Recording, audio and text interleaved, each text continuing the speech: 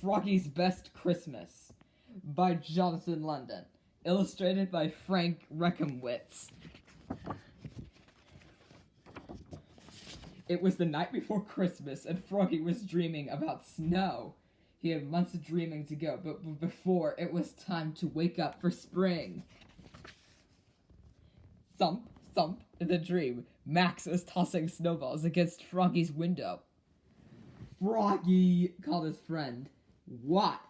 But it wasn't a dream at all. Froggy woke up and looked out the window. Max, Max, he shouted. He hopped on the bed, flop, flop, flop, and opened the door. Merry Christmas, Froggy, yelled Max, and gave him a present. Wow, said Froggy. This is my first Christmas present. This is your first Christmas, said Max. You always sleep through it. I've heard all about Christmas, said Froggy. Now I can celebrate it. Yippee. And Froggy went to look for a gift for Max. Flop, flop, flop. I found the perfect one, he said. What is it? Asked Max as he tore open the box. My soccer ball. The one that I kicked for a winning goal at City Cup. Gee, thanks, said Max, juggling the ball on his knees. Now open your present. Froggy tore up the wrapping paper and opened the box. Inside, there was a drawing of a Christmas tree. Gee, thanks, said Froggy. I've always wanted a drawing of Christmas trees. No, said Max. I'm giving you a real Christmas tree. Wow, said Froggy. What a friend. Christmas. Max said, it's about friends. Yes, shouted Froggy. Let's go find Matthew and Travis.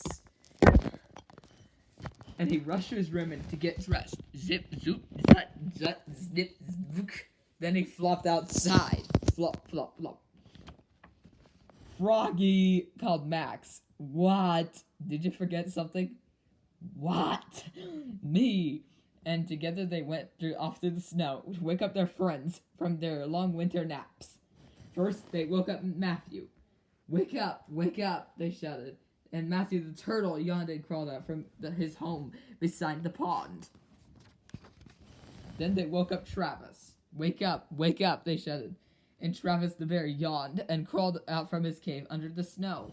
Merry Christmas, said Froggy and Max.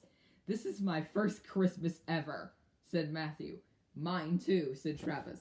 And together they all trudged off through the snow to find the perfect Christmas tree. Here's one, cried Froggy. Nah, it's too skinny, said Max. Here's one, said Matthew. Nah, it's too fat, said Max. Here's one, he hollered. The perfect tree. Then Max the beaver gnawed and gnawed and gnawed until timber thunk. Then together they dragged the tree home through the snow. Christmas, said Max when they got there, is about friends and family too. And he scampered off and came back with his grandma and grandpa. And with everybody's help, Froggy put up the tree and trimmed it with popcorn chains and pine cones. Then with some paint and glue, Froggy turned the biggest cone to a tiny tree and wrapped it for his dad, painted and wrapped a picture for his mom, and put them under the tree. It's not much, said Froggy, but Mom and Dad like it whenever I make things all by myself. Besides, said Max, it's the spirit of giving that counts. And now, said Froggy, for the star. He made a star out of foil, then pushed a chair against the tree, and climbed and reached and stretched. Timber, shouted Max. Thunk! Froggy, yelled his mother and father. What? And then they came, their eyes as big as sugar plums. Oops, croaked Froggy, looking more red in the face than green. Merry Christmas. And it was a Merry Christmas. Today they opened presents. Rip. Roasted chestnuts. Crackle. Sang carols. Fa la la.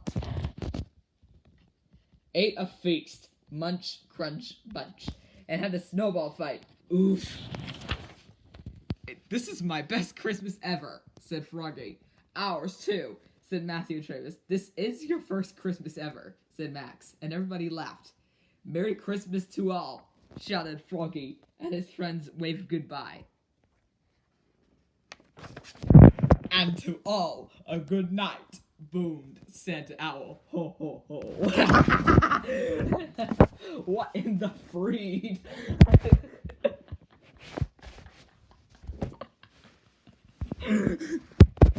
T's mouth is close up. Oh man, the explosive Christmas gifts. This is not good for someone's bank account. Miss Helpful, stop talking about bank accounts. They're so explosive. Gonzo's eye is close up.